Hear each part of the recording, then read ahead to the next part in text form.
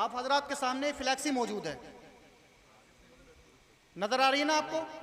अल्हम्दुलिल्लाह इतने आसान अंदाज में समझाऊंगा मैं आपको कि आप सब समझ लेंगे कि हज किस तरह होता है। बाकी हज को समझाने का कोई इस तरह तरीका आम आदमियों की समझ में नहीं आ सकता, इसी तरह आ सकता है। बस मैंने हजरत से 10 मिनट मांगे, 10-12 मिनट हजरत इजाज़त फरमाए, उसके बाद में देखिए हाजी जी ये आप इसको समझ लेंगे तो इंशाअल्लाह हज आपके लिए बहुत आसान हो जाएगा। इसका चाहे तो आप फोटो भी ले सकते हैं बाद में। देखिए सबसे पहले हज के अंदर जब यहाँ से जाते हैं तो सबसे पहला नंबर आता है उम्रा। हम लोग करते हैं, क्या करते हैं? उम्रा। उम्रा करेंगे यहाँ से जाने के बाद, और जब उम्रा करेंगे, हज तो 8 जिलहिज्जा चांद की 8 तारीख से शुरू होगा। हम उम्रा करेंगे। उम्रा करने का तरीका ये होगा कि आप ये निशान में देख रहे हैं ना, काबा शरीफ है। काबा शरीफ के इर्द गिर्द 5 नाम लिख रहे हैं। कितने? 5। इनको बोलते हैं मीकात। यहां से एहराम बांधा जाता है, एहराम की नियत होती है। बाकी तो ये है कि फ्लाइट में उड़ने के बाद में या उससे इन हदों के आने से पहले पहले ऐलान कर दिया जाता है कि आप एहराम की नियत कर लीजिए। ये यलमलम पहाड़ है, 120 किलोमीटर मक्का से। ये हिंदुस्तानियों की भी मीकात है और जो इस तरफ से जाता है उसकी भी मीकात है। और ये जुल हुलैफा आप देख रहे हैं, मदीना शरीफ से कुछ ऐसा होता है कि फ्लाइटें पहले मदीना होती हैं, मदीने से जब मक्का आते हैं, जो मदीने से आएंगे वो इस तरफ से आएंगे, इधर से 400 किलोमीटर लिखा हुआ है, इधर से आएंगे। और ये जोहफा है, ये जोहफा मुल्क शाम, जो सीरिया आपने नाम सुना होगा, इधर वालों की मीकात है। कर्नुल मनाजिल ये नज्द वालों की है। नज्द, अहले नज्द, जो सऊदी अरब की राजधानी फिलहाल रियाद है, वो अहले नज्द है ना, वो नज्द कहलाता है इलाका। वो इधर से आएंगे तो यहाँ पर एहराम की नियत करेंगे। ये 78 किलोमीटर है। और इराक, जिस समत में इराक है, इराक इसको बोलते जाते इर्क, इधर से आने वाला यहाँ से बगैर एहराम के नहीं गुजर सकता, चाहे मक्का में कारोबार के इरादे से जाता हो। एक उम्रा उसको करना जरूर होगा। इन बगैर एहराम के इन जगहों से नहीं गुजर सकता। इनकी बराबरी में जहां से भी गुजरेगा वो एहराम के साथ में गुजरेगा। सबसे पहला नंबर एहराम की नियत करेंगे। नियत इस तरह करेंगे, आप उर्दू में कहेंगे कि अल्लाह मैं तेरे लिए एहराम, उम्रे के एहराम की नियत करता हूँ, मेरे लिए इसे आसान फरमा और इसको कबूल फरमा। एहराम की नियत कर ली। नियत करने के बाद में अब पाबंदी लागू हो गई, एहराम में सिले हुए कपड़े नहीं पहनते, इसलिए 2 चादरें बांधी जाती हैं। याद रखना अंदर भी कोई नेकर या बनियान नहीं पहनना है, अंदर कोई नेकर बनियान नहीं पहनना है, वरना दम लाजिम आएगा। 12 घंटे अगर किसी ने सिला हुआ कपड़ा पहन लिया तो दम लाजिम आएगा। दम का मतलब है एक कुर्बानी, छोटी बकरा या बकरी या 7वां हिस्सा आपको हरम शरीफ के अंदर देना पड़ेगा। तो इसलिए बड़ा जरूरी हो जाता है। होता यह है कि आजकल हुज्जाज जाते हैं लेकिन उन पर कम से कम 2-4 दम वाजिब हो जाते हैं, उनको पता भी नहीं चलता। तो हमारे ऊपर यह जिम्मेदारी है, बल्कि फर्ज है कि हम इसको जरूर समझाएं। तो जब आपने उम्रे की नियत कर ली, एहराम आपने बांध लिया, तो सिले हुए कपड़े आप नहीं पहनेंगे, 2 चादरें। और आपका पाँव खुला रखना है, हवाई चप्पल इस्तेमाल करें। ये पाँव की हड्डी खुली रखनी है, पाँव की हड्डी खुली रख के हवाई चप्पल का आप इस्तेमाल कर सकते हैं। और चेहरा भी नहीं ढांपना है, सर के बाल भी नहीं काटने हैं, नाखून भी नहीं काटने हैं, खुशबू भी नहीं लगानी है। ये सब एहराम की पाबंदियां हैं। जब आप इस पाबंदी में आ गए, अब आप पहुंचेंगे मक्का शरीफ। मक्का शरीफ तो देखिए एक नंबर पर नंबर डाल रखा, एहराम हो गया। एहराम के बाद में आप आ गए मक्का शरीफ। ये तो अलग जो बताया था, ये तो जगह बताई थी जहां से एहराम बंधना है। यहाँ पर आपने एहराम बांध के आ गए मक्का शरीफ। मक्का शरीफ जब आप आ गए, यहाँ पर आपको सबसे पहले आराम करना है। हाजी लोग सोचते हैं कि मक्का में आ गए तो सबसे पहले जा करके बीमार है या तबीयत खराब है या थका हुआ होता है इंसान, तो आराम कर सकता है 2-4 घंटे, कोई हर्ज नहीं है, आराम करे। आराम करने के बाद में आप, चूंकि आप एहराम में हैं, काबा शरीफ आ जाएंगे।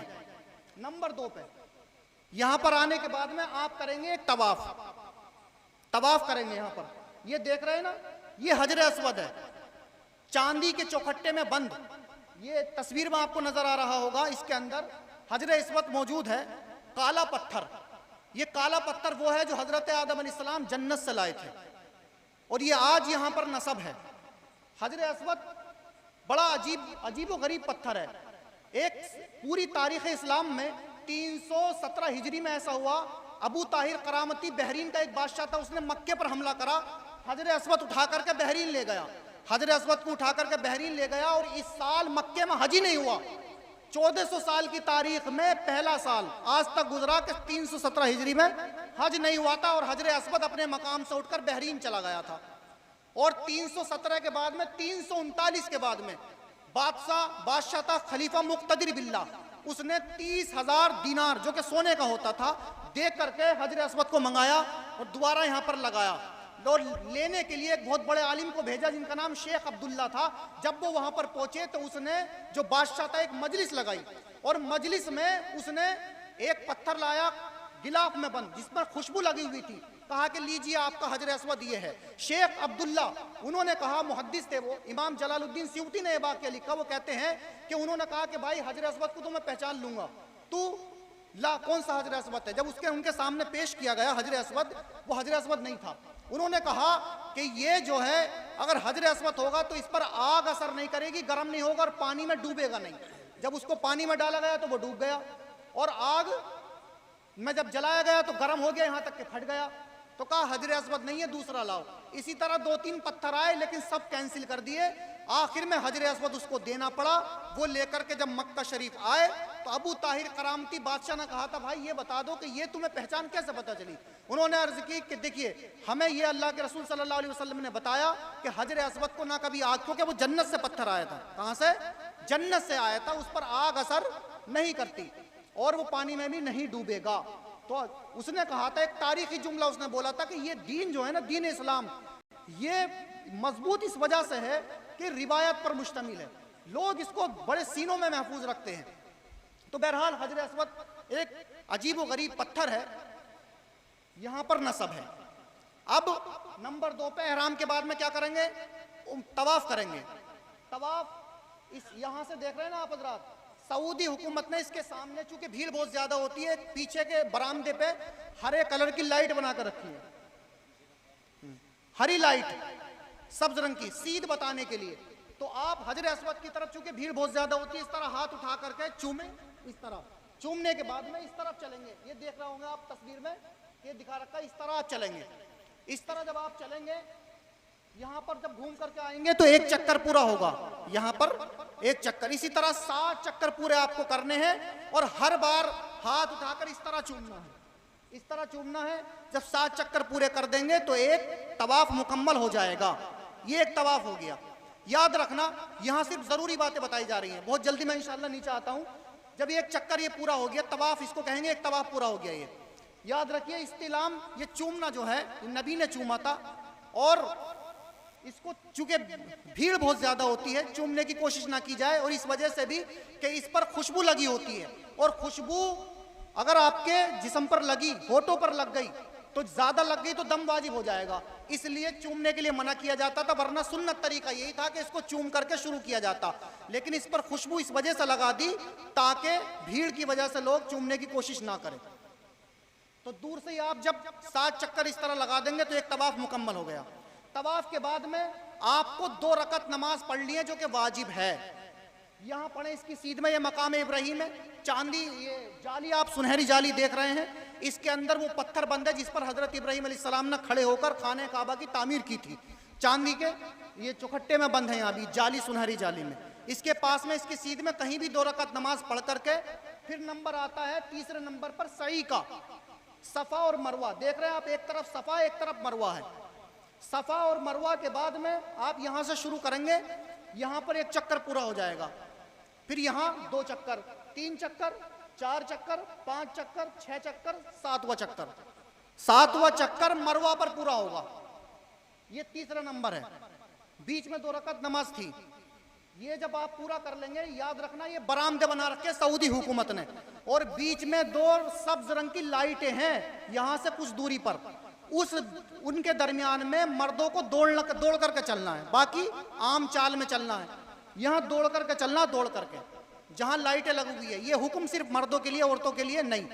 अब उम्रे का आखिरी अमल कि आपको अपने बाल छोटे कराने हैं या सर को मुंडा देना है, बस उम्रा मुकम्मल हो गया। एक नंबर 1 एहराम, नंबर 2 तवाफ, नंबर 3 पर वाजिब जो नमाज 2 रकात वाजिब थी वो, उसके बाद में सफ़ा मरवा की नंबर 3 पर ये सही, और नंबर 5 पर आपको हलक या कसर यानी बाल छोटे करा दें 1 इंच 1 अंगल, या फिर आप सर के बाल मुड़ा दें।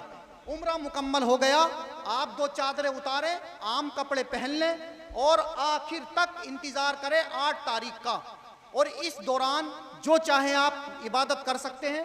बेहतर यह है कि जितने चाहे आप तवाफ करें, क्योंकि सबसे अफजल इबादत यहाँ पर तवाफ है, क्योंकि आप नमाज कुरान यहाँ आकर भी पढ़ सकते हैं, लेकिन तवाफ सिर्फ यहीं पर होगा। याद रखें कि ये अगर यहाँ ये खाने काबा का दरवाज़ा है और ये हजर अस्वद है, इसके बीच की जो जगह है इसको मुल्तज़म बोलते हैं। अगर आपको मौका मिल जाए तो यहाँ पर खड़े होकर के दुआ मांग लेना, यहाँ पर मांगी जाने वाली हर दुआ इंशाअल्लाह कबूल होती है।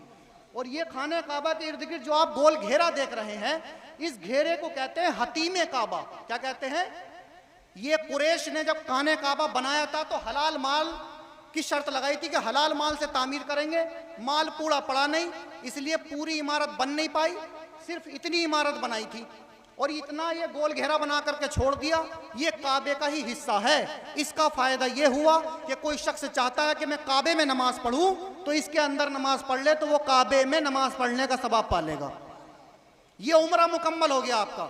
इस तरीके पर अब आ जाइए, जब 8 तारीख आ जाएगी, 8 तारीख फजर के बाद में वक्त हो तो आप नहा लें, गुस्ल कर लें।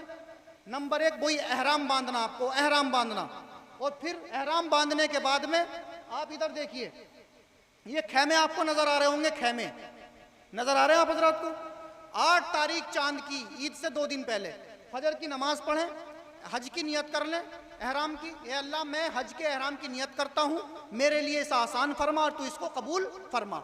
समझ में आ रहा है ना आप हजरात के भी? जी, कभी इंशाल्लाह मौका मिला आप हजरात को तो बहुत ज़रूरी चीज़ है ये। बाकायदा जसपुर में हर साल इसका समझाता हूँ और ये वहाँ पर कमेटी की तरफ से इंतज़ाम किया जाता है और बड़ा ज़रूरी कदम है आज के दौर में। तो याद रखिए, यहाँ पर एहराम बांध के आप 8 तारीख को मीना में आ जाएंगे। कहाँ पर? मीना में आ गए आप। यहाँ पर मीना में आप पहुँच गए।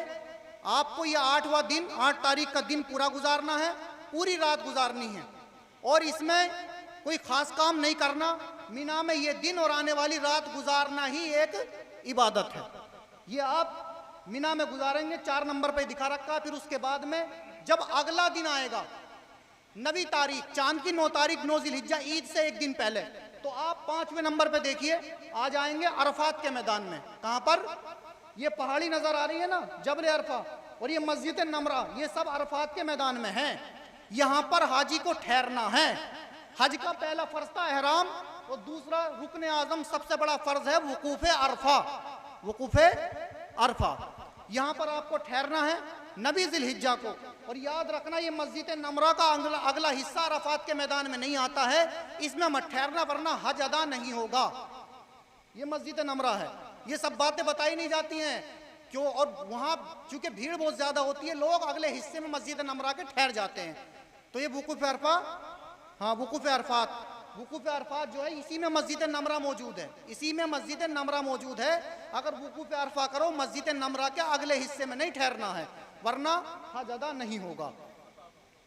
जी जी, अरफात के लिए 9वीं ज़िलहिज्जा को ठहरना है अरफात के मैदान में।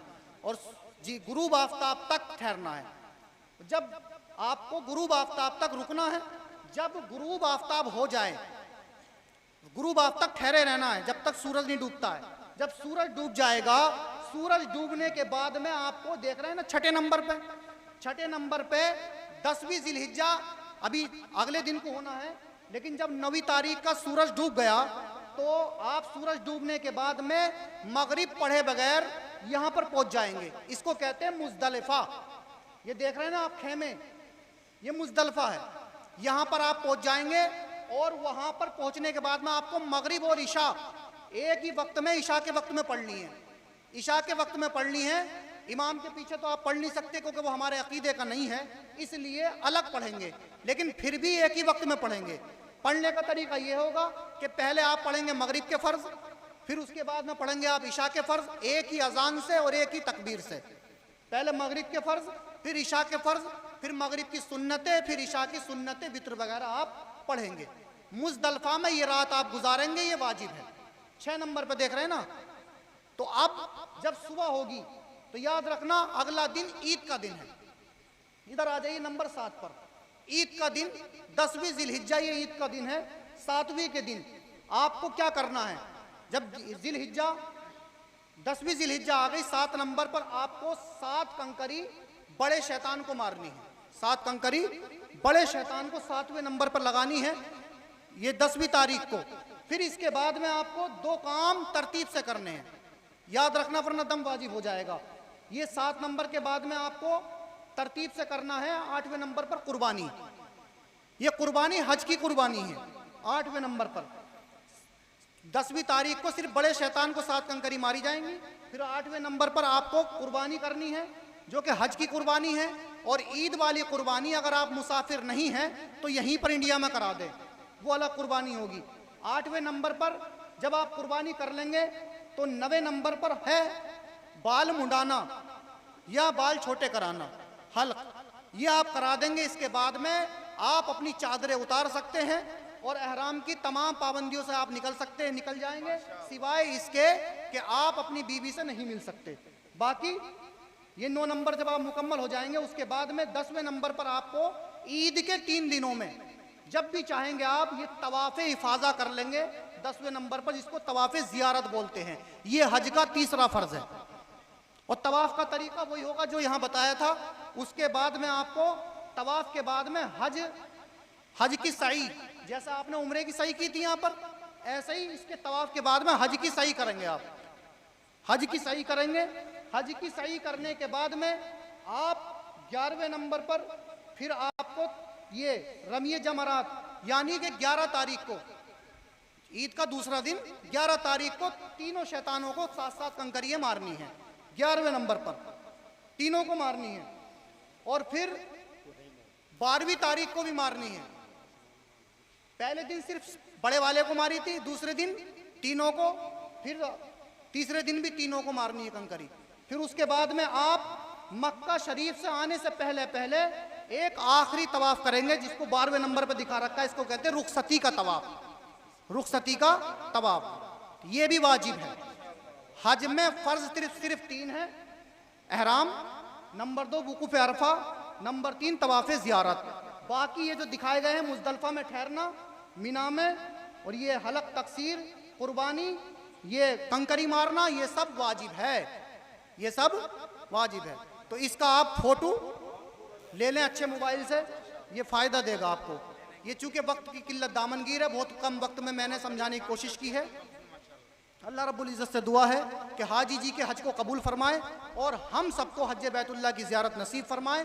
आमीन सुम्मा आमीन बिजाही नबील करीम, सरकार के रोज़े की ज़ियारत नसीब फरमाए। व आखिरु दावाना अल्हम्दुलिल्लाहि रब्बिल आलमीन। अस्सलामु अलैकुम व रहमतुल्लाहि व बरकातुहू। इन्ना अव्वल बैतिन वुदिअ लिन्नास लल्लज़ी बिबक्कता मुबारकन व हुदल लिल आलमीन। सदक़ल्लाहुल अज़ीम व बल्लगना रसूलुहुन नबियुल करीम व नहनु अला ज़ालिका लमिनश शाहिदीन व शाकिरीन वल्हम्दुलिल्लाहि रब्बिल आलमीन। आइए सबसे पहले हम और आप मिलकर नबी की बारगाह में हदिया दुरूद व सलाम पेश करें। पढ़िए बावाज़ बुलंद, अल्लाहुम्मा सल्लि अला सय्यदिना व मौलाना मुहम्मद व अला आलि सय्यदिना व मौलाना मुहम्मद व बारिक व सल्लिम। सलातु व सलाम अलैका या रसूलल्लाह, सलातु व सलाम अलैका या हबीबल्लाह। हज़रात, बड़े बेहतरीन अंदाज में अभी आप शायर इस्लाम ज़ुबैर रज़ा हस्सानी साहब से नाज शरीफ समात कर रहे थे। वाकई जब कोई नाज शरीफ पढ़ता है दिल में इश्क़ रसूल मचलता है, सुनने को जी चाहता है।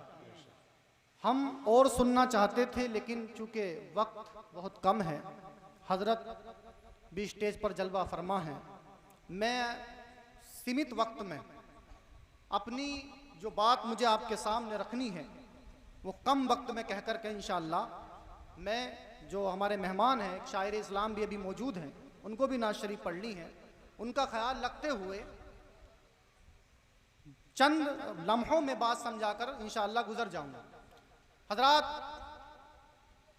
ये प्रोग्राम हज के ताल्लुक़ से है, सब जानते हैं, और ऐसे मौक़ों पर इतना अज़ीमुश्शान, ऐसे मौके पर अज़ीमुश्शान प्रोग्राम सजाया ये जनाब हाजी मोहम्मद सईद साहब जो अब हज करने के लिए जा रहे हैं। अल्लाह ताला उनकी उम्र में बरकत अता फरमाए और उनके हज को कबूल फरमाए। उनकी जानिब से प्रोग्राम रखा गया और अल्लाह ताला इस मजलिस को, इस प्रोग्राम को कबूल फरमाए। आमीन आमीन। हजरात, हम लाखों रुपए खर्च करके हज के लिए जाते हैं, समझे आप हजरात?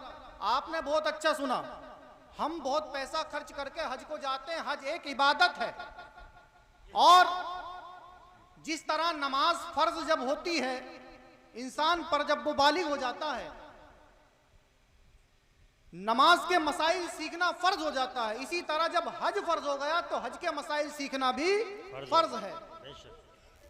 ठीक है, हज के मसाइल सीखना भी फर्ज है। यूं ही दावतों का लंबा चौड़ा प्रोग्राम करने के बाद, इतने पैसे खर्च करने के बाद अगर हमारा हज कबूल ना हो तो उसका फायदा क्या है? और ये मजलिस, इसका मकसद भी यही है कि हाजी साहब को कुछ ना कुछ ऐसी अहम बातें जरूर बता दी जाएं जिससे उनका हज मुकम्मल हो जाए। ये हम पर फर्ज बनता है, हमारी जिम्मेदारी बनती है कि हम ऐसी बातें उनको बता दें ताकि जो जरूरी बातें वो समझ लें, उसके बाद में उनका हज मुकम्मल हो जाए। हजरात, मैंने आयत करीमा पढ़ी, रब फरमाता है इन्ना अव्वल बैतिम वुदिअ लिन्नास। तवज्जो रखें आप हजरात, इधर तवज्जो रखें, बड़ी अहम बातें हैं जो आप सबके लिए जरूरी है। सबसे पहले तो ये बताइए, मेरी आवाज आप हजरात तक क्लियर पहुंच रही है? हाँ, आवाज समझ में आ रही है ना?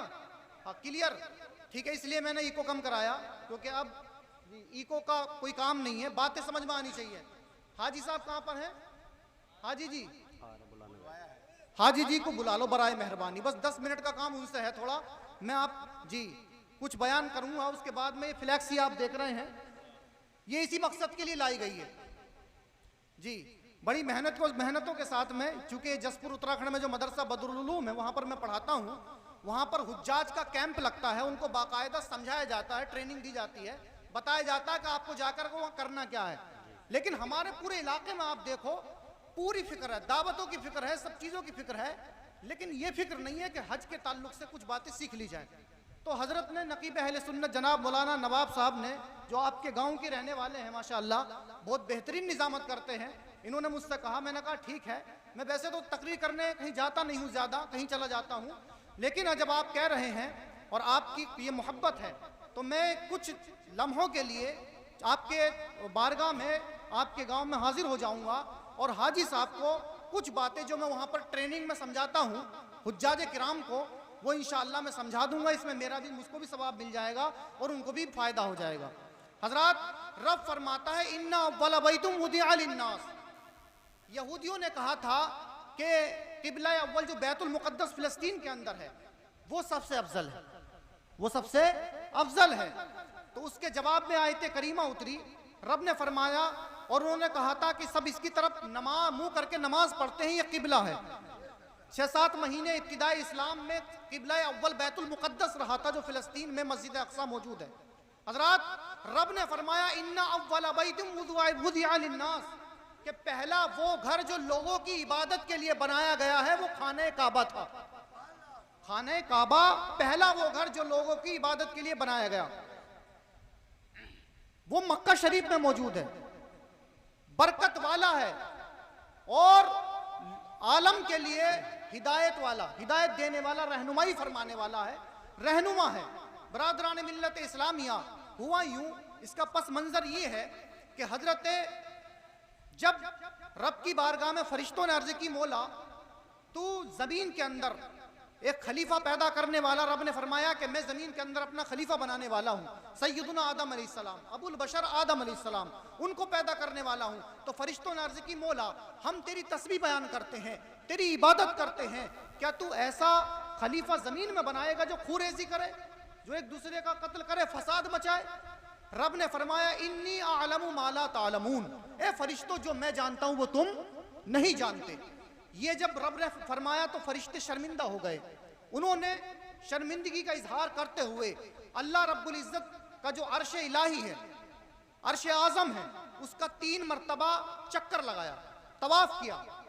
रब ने इरशाद फरमाया कि जाओ एक घर तैयार करो आसमान पर, बैतुल अर्श आजम के नीचे एक घर तैयार किया गया जिसका नाम रखा गया बैतुल मामूर।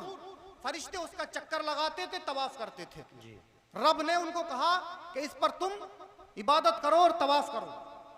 फरिश्ते तवाफ करते, और रिवायत में आता है कि 70,000 फरिश्ते रोजाना तवाफ करते हैं, और कयामत तक जो फरिश्ता एक बार तवाफ कर लेता उसका नंबर नहीं आता। जब हजरत आदम अलैहिस्सलाम जमीन पर तशरीफ लाए, उन्होंने अर्ज की, मौला फरिश्तों के साथ बैतुल मामूर में तवाफ करने पर जो लज्जत आती थी वो लज्जत अब मुझे नहीं मिल पा रही है, कोई इंतजाम फरमा दें। सोए ना आप हजरत, तवज्जो से सुने बात को, हाँ, तो वो इंतजाम फरमा दें। तो अल्लाह रब्बुल इज्जत ने हजरत आदम अलैहिस्सलाम को बैतुल्लाह बनाने का हुक्म दिया, जो काबा शरीफ है ठीक बैतुल मामूर के नीचे बनाया गया, काबा शरीफ जहां पर मौजूद है, काबा शरीफ बनाया गया। फिर उसके बाद में हजरत इब्राहीम अलैहिस्सलाम ने इसको तामीर किया हजरत इस्माइल के साथ में, और एक पत्थर पे खड़े होकर तामीर किया। वो पत्थर हजरत इब्राहीम अलैहिस्सलाम जिस तरह दीवार चिनते थे, वो दीवारें बड़ी होती थी, इसी तरह पत्थर भी बड़ा होता जाता था। वो पत्थर आज भी मौजूद है। ये सुनहरी जाली जो नजर आ रही है काबा शरीफ के पास में, सुनहरी जाली, इसमें वो पत्थर मौजूद है, उसको कहते हैं मकाम इब्राहीम। क्या कहते हैं? मकाम इब्राहीम।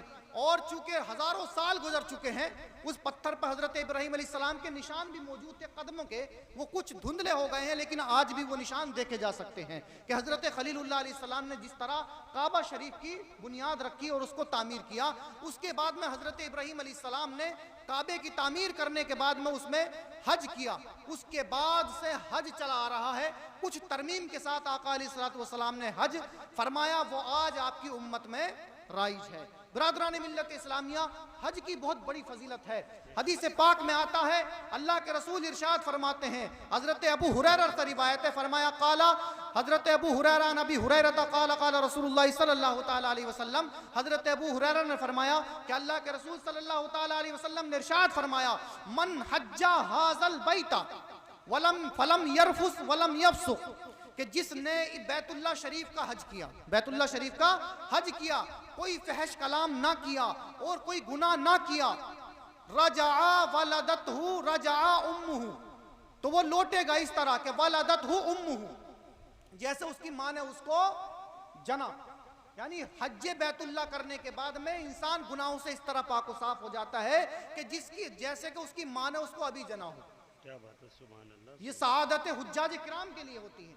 और एक और हदीस पाक में इरशाद हुआ, अल्लाह के रसूल ने इरशाद फरमाया कि अल उम्रतु इलल उम्रती कफ्फारतुल लिमा बैनहुमा, कि दो उम्रों के दरमियान, एक उम्रा दूसरा उम्रा, यानी जब हुज्जाज किराम एक उम्रे के बजाय दो उम्रा कर लेते हैं तो उनके दरमियान में जो गुनाह होते हैं तो वो उम्रा उनके लिए क्या बन जाता है? कफ्फारा बन जाता है, सारे गुनाह माफ हो जाते हैं, सारे गुनाह माफ हो जाते हैं। बिरादरान मिल्लत इस्लामिया, खुलासा ये है कि हज उम्रा की बहुत बड़ी फजीलत है। इस पर बहुत कुछ कहा जा सकता है, बयान किया जा सकता है, लेकिन और हाजी साहब आ गए हो तो मैं अपनी बात को शुरू करता हूँ और 10-15 मिनट लेकर के मैं रुखसत हो जाता हूँ। आ गए हाजी जी? अभी नहीं आए?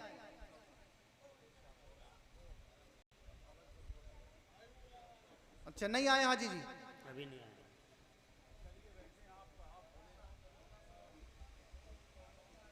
अरे आ जाते तो सही था।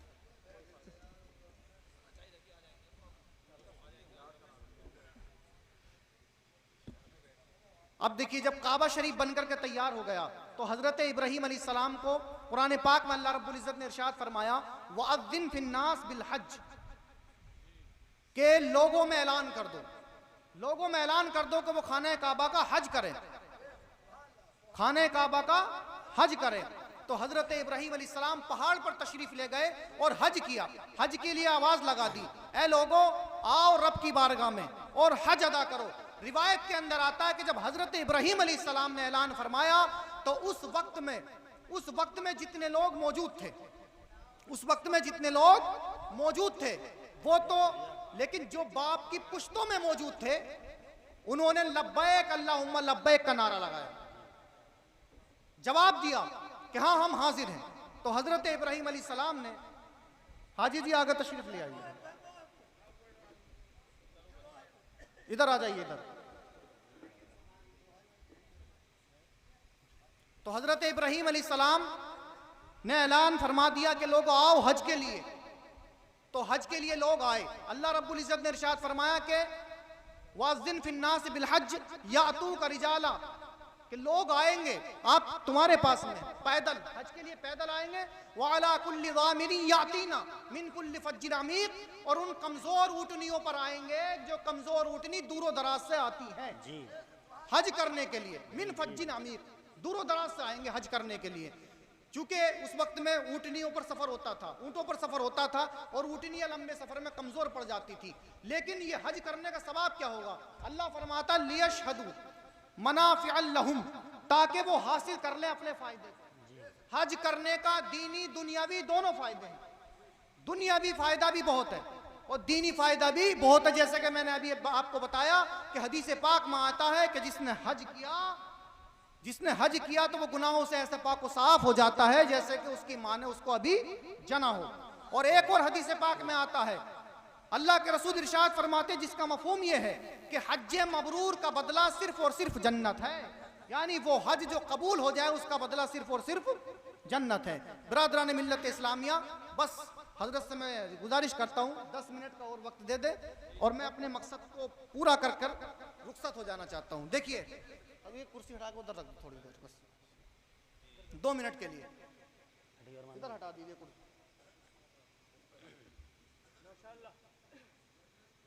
फिलैक्सी ना इधर करो, इधर हजरत आप बीच में आ जाइए, इधर आ जाइए। हाजी जी आप इधर तशरीफ लाए।